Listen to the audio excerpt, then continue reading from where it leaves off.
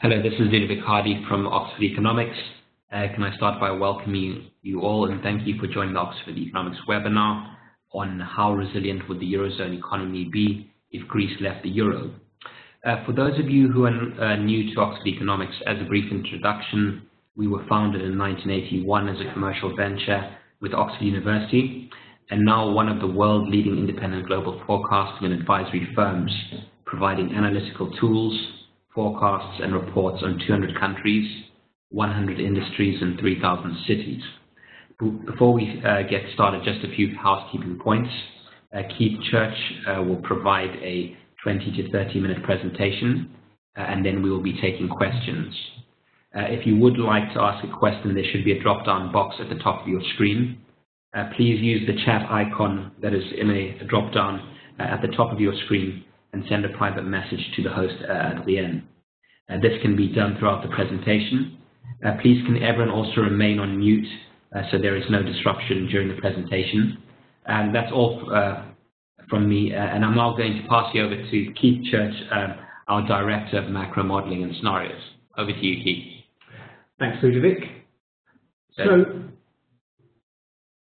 this report ties in with the quarterly release of our Global Scenarios Service, where we assess what are the risks facing the world economy at the moment. And we update this every 3 months to take account of the latest outlook. If we look at our baseline forecast since our last report, we've actually not really changed our mind about how quickly the world economy is going to grow in the next couple of years.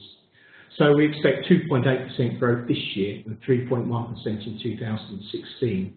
That's pretty much unchanged since our last update in November.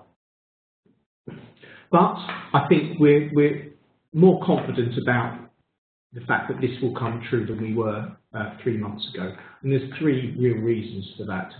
First, the oil price has fallen again by $20 a barrel since November. This obviously means the oil price has practically halved since last June, and so that really has underpinned our view about this reasonably healthy growth for the world economy in the next couple of years. One big change since November is that the European Central Bank has finally decided to go down the path of quantitative easing. And with it doing this, and with Japan also in our forecast adding more QE towards the end of this year, that means that compared to our previous forecast, there's now more monetary stimulus from these unconventional routes than we were expecting before. And third, our fears that the conflict in Ukraine would have a global economic impact have eased somewhat. In our last set of scenarios, this was a big worry still. It now seems clear that Russia is the big loser in this scenario, and because oil prices and energy prices have come down even further, it's harder to paint a picture where that conflict, if it flares up again, will have a big impact on the rest of the world. However, there is a new risk, and it's the big new risk. It's an old risk because we seem to have been here in 2012. And that's the breakup of the Eurozone.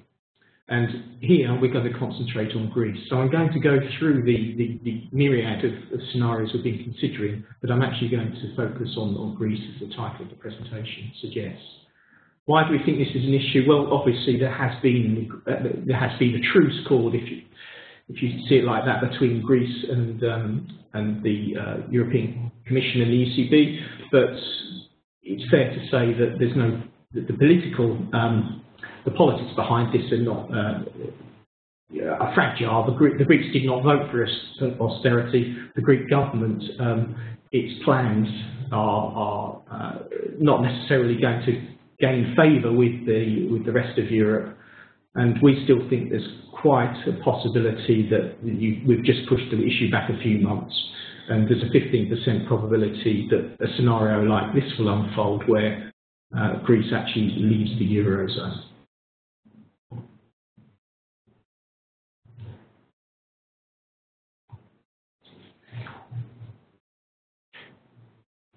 Okay, so this matrix summarises where we see the risks in the global economy.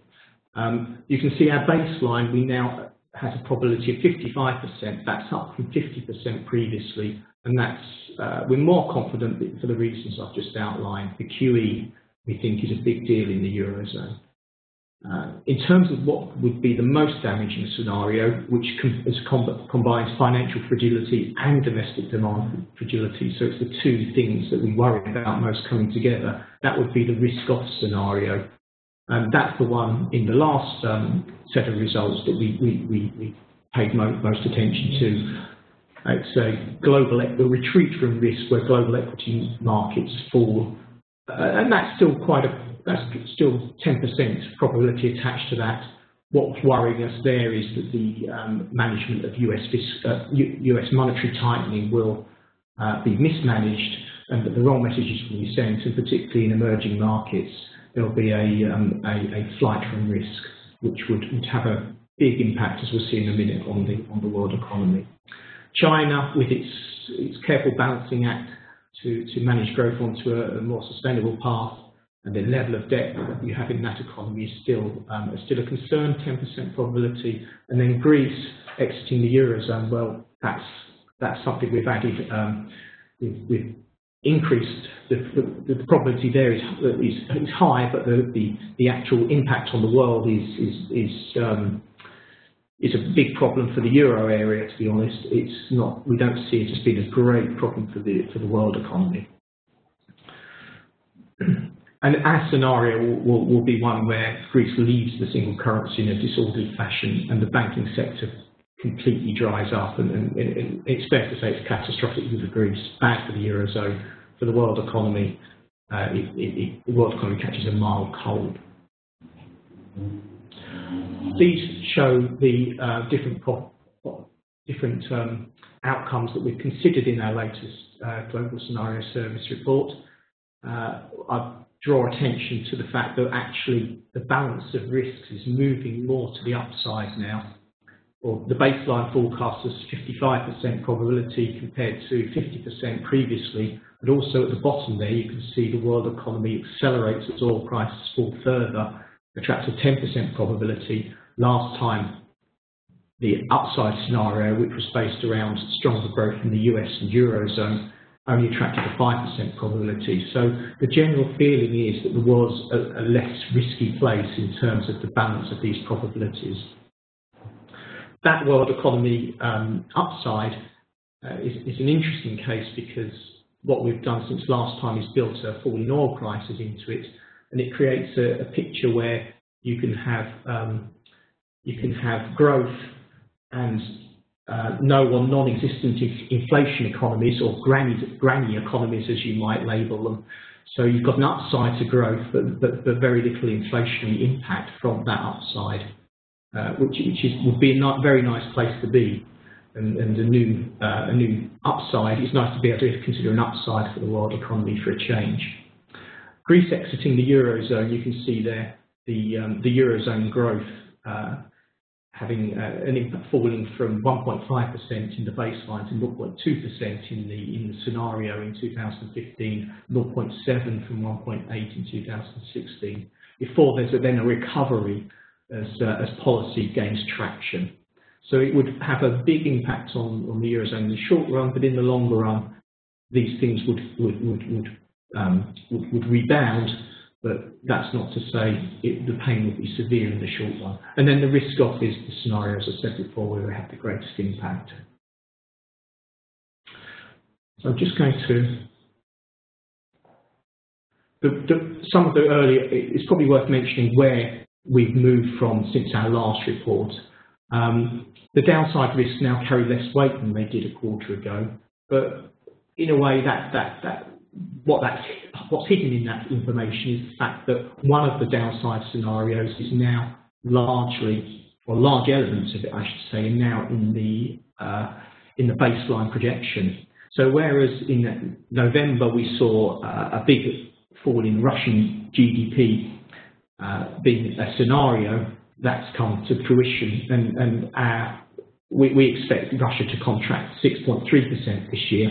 So it's now attracted, that obviously attracts a larger probability. We're more confident of that. And so in terms of our risk index, that risky outcome is now in the central forecast. What isn't in the central forecast is the view that we had in that scenario that there would be a significant effect on Eurozone and the rest of the world. So again, I think we would say the world is a slightly less riskier place than it was before. And these downside scenarios give you a ranking of where we see the risk, and the risk of these measures are constructed using a weighted average of different indices on our world model, showing the strength in terms of the economy, resilience of the economy in terms of debt and GDP growth and current account positions and so on. And this illustrates that the risk off is the most damaging outcome for the global economy. And again, in graphical terms, you can see that a risk off scenario at its worst would knock around 3% of global GDP. Greece, the bubble there is slightly bigger because we attract a 15% probability, but the fact that GDP is going down around 1% reflects the fact this is a Eurozone problem, not a world problem. And then the point I made about we'd really like to be in the upside scenario because low oil prices and more confidence in the US and in Europe would potentially give us a picture where world growth was much higher and inflation really didn't pick up a great deal as a result. So now I'm going to focus on Greece exit the Eurozone and what would happen in that scenario. I think uncertainty this report is all about uncertainty and trying to quantify it. It's clear that Greece has got 4 months of space in order to work things out with its with the other people, the stakeholders here. It has to return to the negotiating table with a programme of policies. There's a significant risk that this won't work. We've already seen some views about what might happen, and unofficial amateur tax collectors is one of the suggestions that might be used to bolster the Greek fiscal position. So it's unlikely that's going to meet muster with the people it has to. So there's still a long way to go. What is clear is that without agreement, Greece will run out of external financing, won't be able to finance its commitments, and will have to default on existing debt redemptions. And that's a course of action that could lead to Greece leaving the euro area, and maybe the best course of action for Greece at that time, although the scenario here will show it's pretty devastating. The Eurozone is perceived, and I use the word perceived here, as being in a much better position than it was in 2012. It's made significant steps. It has a much better rescue plan. It didn't really have a rescue plan in 2012, but we would still question, and this scenario questions this rather sanguine conclusion that it wouldn't have a big effect on the euro area. So first of all, I'm going to give some good news about why it wouldn't have a big effect, and then I'm afraid because this is a report about downside risks, I'm going to give a more gloomy picture. But first of all, what has changed since 2012? So one thing is the European banks' exposure to Greece is substantially lower. So we've gone down from 175 billion euros to 42 billion euros. Germany had the largest exposure, but this is still fairly small, 0.4% of GDP. Also, we've had bank stress tests and looking at the bank's starting positions in terms of their capital positions, and many banks have raised capital and bolstered their positions over the last couple of years. So, in theory, the impact on the banking system should be manageable. Where the liability lies now is with the exposure lies now is with the official sector, where basically this has been transferred. So that it's 275 billion from the loans that the bailout packages have been provided to Greece. And the assumption is, in this scenario, if Greece did default on these loans, then these would fall to European taxpayers who would face the losses on these exposures. So European taxpayers would have to make good those losses, and that's going to be part of the scenario. In terms of the trade impacts, well, I don't think there's ever been anything to worry about here. Greece is small, its economy is quite closed, and the direct trade impacts are pretty small. Cyprus, obviously, which is on this chart, would be badly affected. But if Greek imports fell by 50% in the year after exit, Germany, France and Italy combined would only see a drop in their GDP of around 0.2 to 0.3% through the direct through their exports to Greece. So another reason, another good news story for the Eurozone. But where we see the danger is in contagion. So rather than the direct effects, we would worry that the euro would not be the same after Greece left. And we're not sure that people are putting enough weight on that fact. So do we have if Greece leaves, do we have a monetary union, or do we just have a peg? And questions would clearly be raised about the viability of other countries. What the chart is showing you is the flattening of the risk curve and the moving down of the risk curve since 2012. So the slope is telling you the differential between countries in terms of looking at their 10-year bond yields, and the level of the curve, or of the line actually that we've fitted here, is showing you the absolute level of risk. So there's both been a flattening of this line, and there's been a lowering of the line as everything has become less risky. This could reverse, and this is one of the premises of the scenario, that this will reverse. And this reversal will be large where their funding requirements are onerous, and where debt to GDP ratios are high, and those tend to be the same places. And in our scenario, as you can see at the end, there's particularly in Italy, there's a concern about a number of countries' fiscal positions. In the scenario, I think it's fair to say policymakers would have to throw a lot of resource at trying to prevent this contagion happening.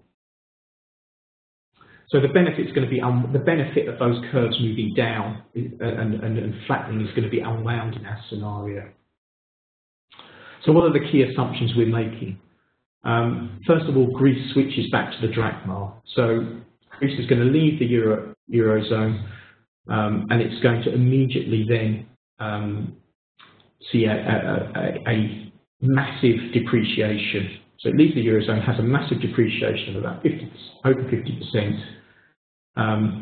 It defaults and cuts its debt from 314 billion to 164 billion. And as I said earlier, the remaining Eurozone members would have to make good the ECB's losses. So that debt would end up on the plate of the taxpayers elsewhere. Now, the big thing about the scenario, the thing that really drives the results, is the impact this would have on confidence.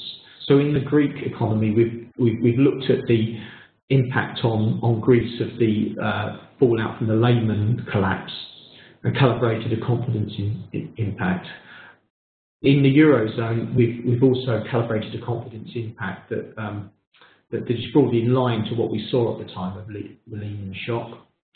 And then, as I said in the previous slide, we've reversed out this improvement in the risk premium that we see, and that chart gives you some idea about what the impact that would have on the governments with the largest debt burdens. The mitigating factor, what we put in the scenario to try and prevent the really bad things happening to the Eurozone, is that with double the size of QE over the coming 2 years. And that's going to create some winners and losers actually in the scenario. So what are the key results? So GDP, real GDP for Greece, and as I said at the beginning, Greece is the really big loser here. Real GDP in Greece contracts by almost 25% by Q4 2016. Interest rates have to go up a lot. Finance collapses, and really the story here is the insolvency of the Greek corporate sector as well. So the banking system dries up, freezes up, and that really is because there's no economic activity without this credit. That and the insolvency of this sector, then that's why you get this huge fall in GDP. You do get some rebounds as consumer investment recover later on, but GDP at the end is still 14% below baseline. One of the other impacts of the collapse is that the Greek deficit expands to 10% of GDP, but we assume this is just financed by the Greek central bank buying government bonds. In terms of this depreciation, what it has, the impact it has in the short run is it pushes up inflation a lot, as you see from the chart bottom right. So we have higher interest rates, which is killing the economy, and we even though the depreciation will help in the short run in terms of the current account, in the short term it will make things worse on the current account. In the long term, the collapse of domestic demand will drive a current account surplus, but it's the Greece economy just collapses for 2 years before it starts to recover. What does this do for the Eurozone? Well, as we saw, the financial contagion raises borrowing costs. Those risk premia are higher. That affects the price of household and corporate credit. And that, with the confidence shock, means that growth in the Eurozone slows from 1.5% to just 0.3%. So you have a big slowdown in the Eurozone. France and Italy both suffer, both contract or stagnate. Then you have a recovery as the QE gains traction. So the Eurozone does grow slightly above base as this QE feeds through. What we have is the Eurozone 10-year government bond yield. You can see that the impact of the increase in borrowing costs there, which is a big driver of that falling GDP. That lower GDP growth. In terms of we have the euro depreciating as people lose confidence in the single currency, and that will drive inflation up a little bit in the short term. But as weaker demand and GDP is below capacity below potential until quite near the end of the scenario, and that leads to inflation being below base in the outer years of the scenario. In terms of what would happen to the winners and losers, well, actually, Italy's the big loser in here, and the contagion part of the story is the big reason for that. So we have Italian bond yields going up quite a lot, and as a result of the scenario, and because this new debt is being placed on the responsibility for some of this debt is going on to the other countries. The debt burden in France, Italy, and Spain are going up 10 to 20 percentage points higher by 2019. And in Italy, I think there will be questions raised about the sustainability of debt in countries like Italy in this scenario. In Germany would be a big beneficiary of QE, and the German bond yields would remain very low. And actually, Germany, by 2000, talking about winners and losers, by 2019, Germany would be doing quite well out of this because of the QE. But the region as a whole would still be suffering under the scenario.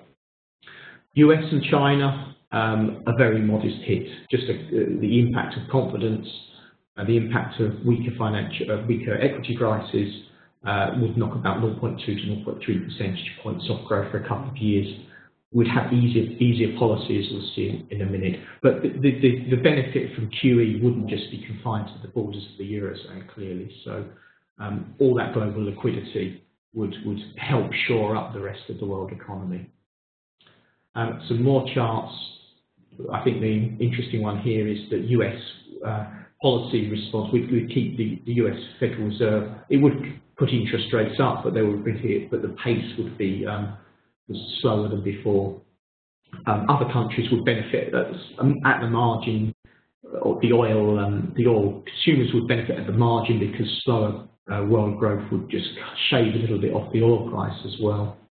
And we see the big impacts on Eurozone equity prices there, less of an impact elsewhere. So to conclude,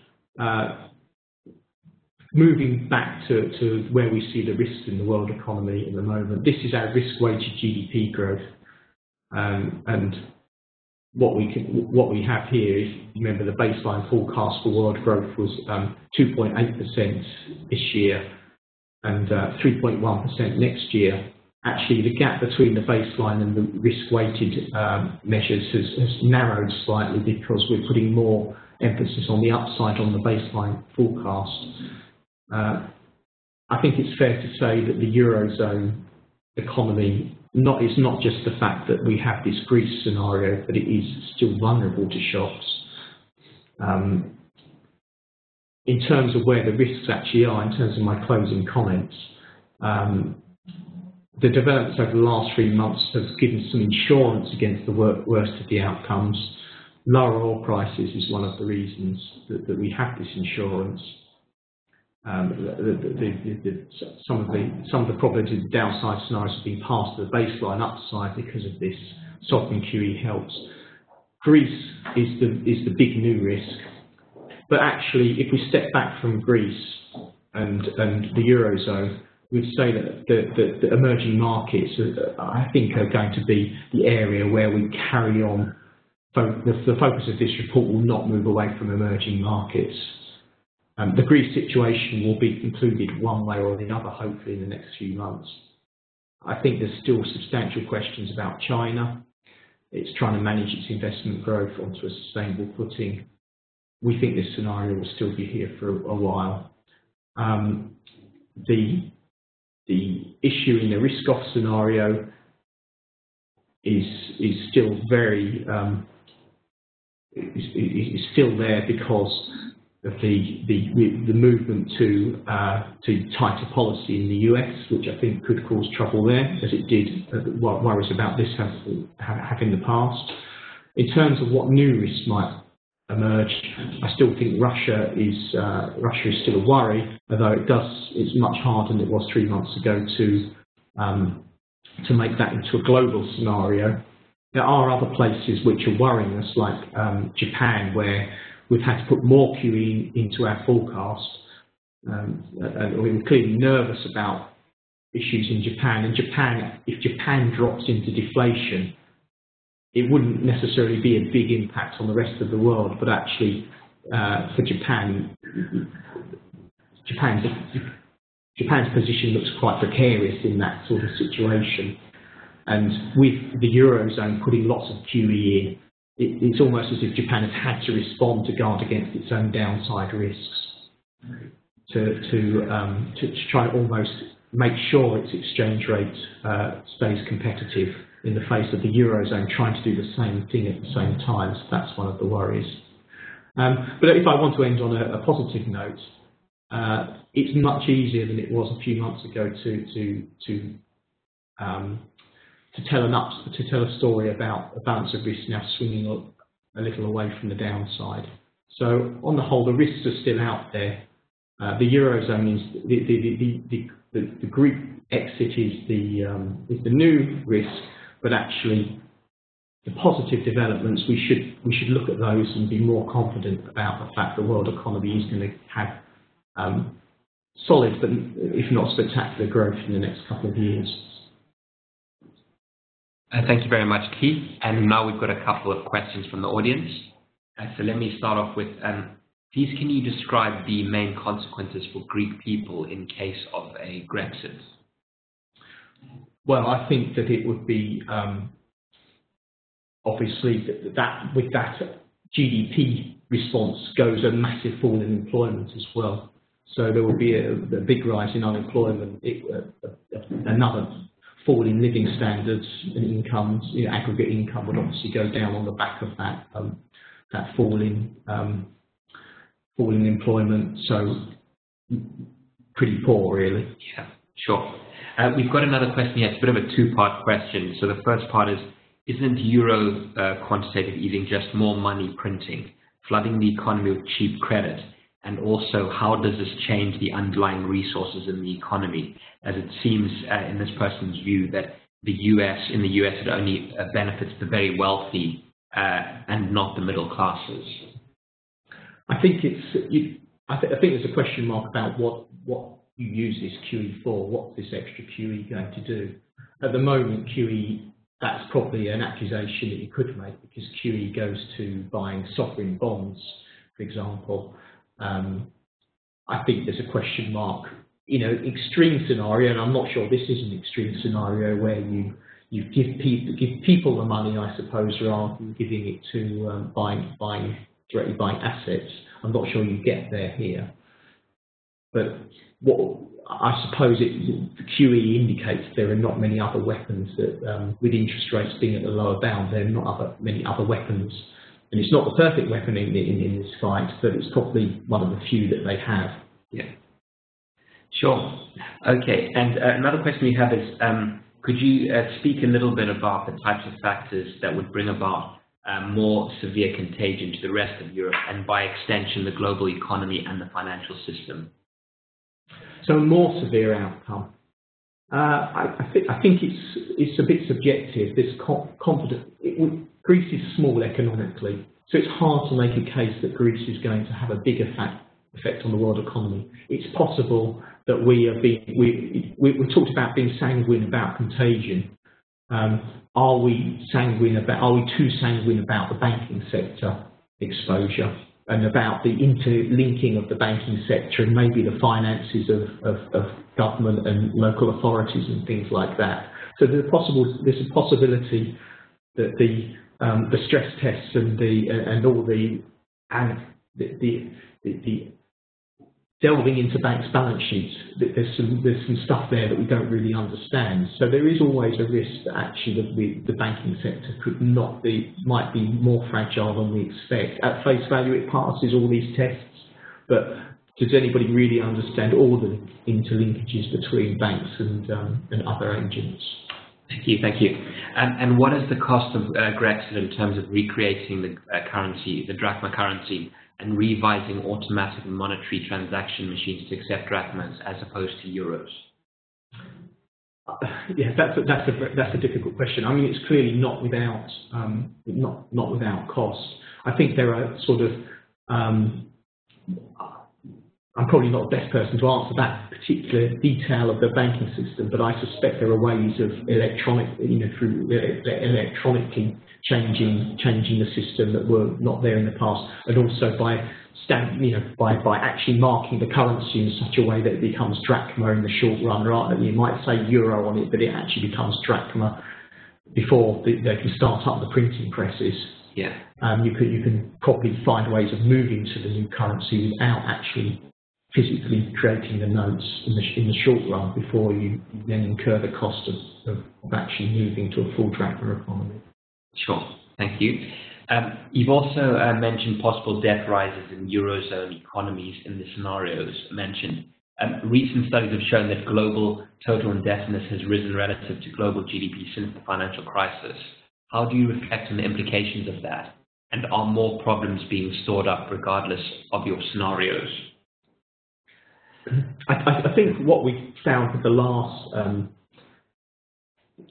in the November update of this report, we did several scenarios, all of which seemed quite bad for the Eurozone in terms of its in terms of the debt dynamics, because obviously there's very little.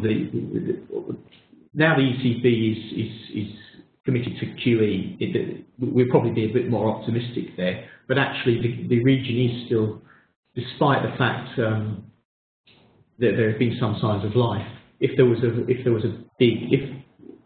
big downward shock from a risk-off scenario, for example, it could drive the region into deflation. It could be the trigger. So I think the underlying position is still fragile, and there's a number of scenarios that could push it into deflation and make that debt dynamics worse. So I sort of share some concern that you wouldn't need this scenario, and you wouldn't need too much to go wrong for that to become a problem again. Places like Italy have had no growth for a long time. It's clearly not an environment that's conducive to paying off that huge debt very quickly. Sure. And you know, a large country like Italy would, if questions were asked about that, then you know, what would happen to the Eurozone then? I can imagine. And in terms of what about if, you know, in a situation where there's a Brexit, what would the impact be on Eurozone equity prices? So our model shows the equity prices, and this is the maximum impact relative to baseline. So we'd see 30 to 40% cuts in equity prices immediately, on the back of, it has to be said, a collapsing confidence as much as the economic fundamentals. Equity prices, we haven't got a chart here that shows us, but equity prices would then recover as QE flooded the market. So in the short run term, bad, but in the longer term, not so bad, because there'll be a lot more liquidity flushing around the world economy and the Eurozone. Thank you. Another question as well. What are the impacts of instabilities in countries like Libya, Egypt, Iraq, and also nuclear issues with Iran on risk ratios? And what is the scale of their influence to the global economy? I think you know, we have to have these probabilities adding up to 100. So they're the sort of risk that's out there, but not big enough to write about in this report. So, you know, I'm keen to hear if anybody thinks there are risks that I am not capturing in this report. But those ones we would attach fairly small probability to at the moment. Sure, thank you. And also another question. If Greece in fact left the euro and switched to the drachma, do you think trade would continue to take place in euros given the likely international distrust of trading in the drachma? And if so, would Greece businesses be forced to continue doing business in euro yet have less access to euro liquidity? That's a good question. I think the answer is probably yes, realistically. Until there's some credibility behind the new currency, then it could well be a big problem. Excellent.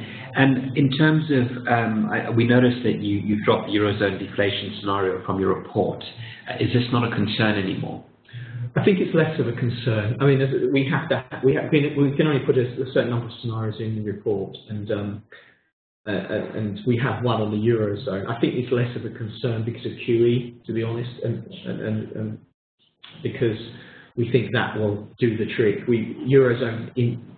Eurozone inflation picture, we probably see inflation starting to pick up modestly in the coming months. We're probably a bit more optimistic there, and I think the weakness of the euro as well should help push inflation up. So things have changed a little bit. Things have moved on a little bit from there, and there are as I said earlier, there are downward shocks that will push the eurozone into deflation, but it's hard. It's less likely, certainly, than it was 3 months ago. Particularly, I just think the attitude of the ECB and the fact that are finally doing this QE probably indicates that that risk has gone to a certain extent. Sure. And also, are there any other risks outside these that we should worry about? I think the one sort of risk that is outside of the scenario service at the moment, which we need to consider, is just that the secular stagnation risk. Just that our baseline forecast shows everything returning to what we might think of as normal in terms of output gaps being closed and productivity picking up and real wages picking up. I think and this report looks at the shocks to the world economy, but I think there is another risk out there, which is actually the world economy doesn't recover as we expect, and we just have this slow drag of weak growth and interest rates not being able to go low enough to stir investments and so on. So I just think that's the other possibility that we're cognizant of. Thank you very much, Keith. And I think that wraps it up for the questions. Thank you all very much for attending. If you would like any further information regarding Oxford Economics, please feel free to get in contact or visit our website. The recording and the slides will be sent out later on today for all those that have registered. And thanks again, Keith, and have a good day, everyone. Thank you.